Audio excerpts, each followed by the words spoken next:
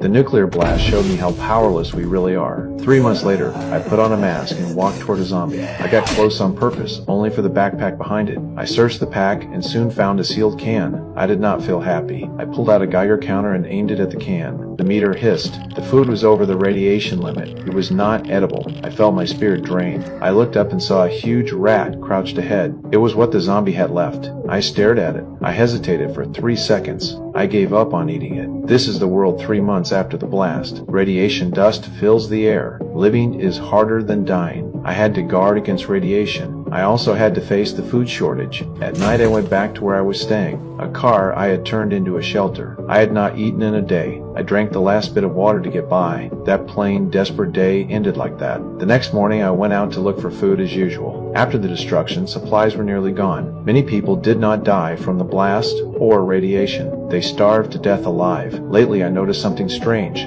Some zombies had their clothes stripped off. That day I still found no food. I survived on water again. Suddenly I heard noise outside. I lifted the curtain. There were 3 zombies out there. Then 3 figures rushed at them. I slammed the curtain down. I grabbed my handgun and aimed at the door. In this apocalypse, humans can be worse than zombies. I would not expose myself. Luckily, those people did not realize someone was inside the car. On the 3rd day, I stepped out of the car. The zombies from last night were still there. Their clothes were gone. It turned out those people had been stripping the zombies. I could not understand their purpose. Killing the zombies used up a lot of my energy. I was so hungry I could barely stand. I went back to the place I found the can. The can was radioactive and could not be eaten. The only thing left to eat was the rat carcass. By the fire, I broke down. How did the world become this? I had to chew on a rat to survive. Then I heard footsteps behind me. I turned. A zombie was slowly coming closer. I did not move. I had had enough of days like this. As it came closer, a gunshot rang out. 3 riders on horses appeared behind me, carrying guns. I stayed cautious with strangers. The first one who came up to me took a photo. I said they were the ones stripping the zombies. They did not answer. One of them reached out to take me. My chest tightened and I ran. I tripped and passed out.